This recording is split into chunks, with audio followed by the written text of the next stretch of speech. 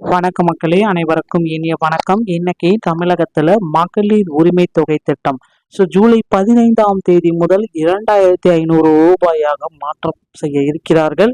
1000 2500 வரவு எப்பொழுது வைக்க போகிறாங்க, யாருக்கெல்லாம் இந்த வரவு தொகை வரும், இதை பற்றின ஒரு முழுமையான தகவலை இந்த ஒரு வீடியோவின் வாயிலாக நாம இப்ப பார்க்கலாம்.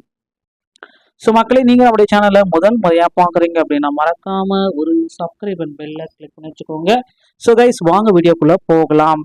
தமிழகத்துல இடைக்கால பட்ஜெட் அறிவிக்க போறாங்க. இந்த பட்ஜெட் கூட்டத்தொடர்ல மகளிருடைய உரிமை தொகையை உடனடியாக மாற்றம் செய்வோம் அப்படின்றத குறிப்பிட்டு சொல்லிட்டாங்க. மகளிருடைய உரிமை தொகை 1000 எப்பொழுது 1000 வர வைப்பு, ஆனா 2500 எப்பொழுது வர வைக்க போறாங்க என்ற கேள்வி மக்களிடையே எழுதியிருக்கு. விஜய் தலைமையிலான தாவேக ஆட்சி ஜூன் மாதத்திற்கான 1000 உரிமை தொகையை வர வச்சுட்டாங்க. ஆனா இந்த ஜூலை மாதத்துக்கான உரிமை தொகையை எப்பொழுது வர வைக்க இருக்கிறார்கள், இதுதாங்க இப்ப எல்லோர் மத்தியிலுமே இருக்கிற கேள்விக்குறி. தொடர்ந்து 2வது மாதமாக திமுக ஆட்சியில் வழங்கப்பட்ட அதிக 1000 ரூபாய் வர வைக்கப்பட்ட நிலையில் தாவேகாவுடைய புதிய ஆட்சி மலர்ந்து 2 மாதங்கள் ஆகியும் 2500 ஏன் வர வைக்க விடவில்லை பெண்கள் எதிர்பார்க்க தொடங்கியிருக்காங்க.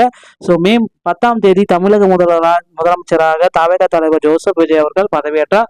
அப்பொழுது திமுக அரசு கொண்டு வந்துள்ள மகளிர் உரிமை தொகை, புதுமை பெண், தமிழ் புதவன் திட்டங்கள் தொடருமா அல்லது மக்களுக்கு இன்ப அதிர்ச்சியாக தாவேகா அளித்த வாக்குறுதியின்படி மகளிர் உரிமை தொகை அதிகரிக்கப்படுமா என்ற கேள்விகள் எழுந்தன. ஆனால் இதை பற்றி சட்டப்பேரவை எதிர்க்கட்சி தலைவர் உதயநிதி ஸ்டாலின் கேள்வி கேட்டுக்கு பதிலளித்த முதல்வர் விஜய் முந்தைய அரசு கொண்டு வந்துள்ள நலத்திட்டங்கள் தொடரும் என்றார். அதன்படி அடுத்த நாளே புதுமை பெண் திட்டம் மற்றும் தமிழ் புதவன் திட்டங்களின் பயனாளிகள் வங்கி கணக்கில் 1000 ரூபாய் வர வைக்கப்பட்டது குறிப்பிடத்தக்க ஒரு விஷயங்க.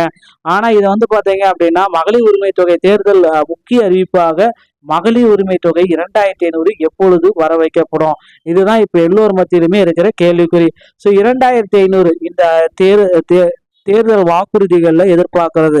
கடந்த மாதமே முதல்வர் விஜய் வெளியிட்ட அறிக்கையில் மகளிர் உரிமை தொகை திட்டத்தினை மறுசீரமைப்பு செய்ய அரசுக்கு உரிய கால அவகாசம் தேவைப்படுகிறது என குறிப்பிட்டிருந்தா, அதனால கால அவகாசத்தை நாங்க எடுத்துட்டு மறுசீரமைப்பு செஞ்சுட்டு புதிய பட்டியலை நாங்க ரெடி பண்ணுவோம் அப்படின்னு சொல்றாங்க. இந்த மகளிர் உரிமை தொகை திட்டத்துல முதல்வர் விஜய் அவர்கள் கண்டிப்பாக வெளியிட போறாருங்க. அதுல பாத்தீங்கன்னா மகளிருடைய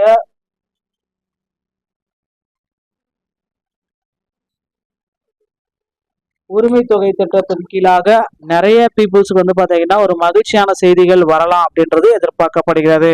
வழக்கமா அந்த 2500 மாற்றி அமைச்சிட்டு அந்த அறிக்கையை புதிய ஜீவோ பாஸ் பண்ண போறாங்க. இந்த இடைக்கால பட்ஜெட்ல மகளிருக்கான ஒரு பெரிய அப்டேட் இருக்கும் அப்படின்றத எதிர்பார்க்கலாம்.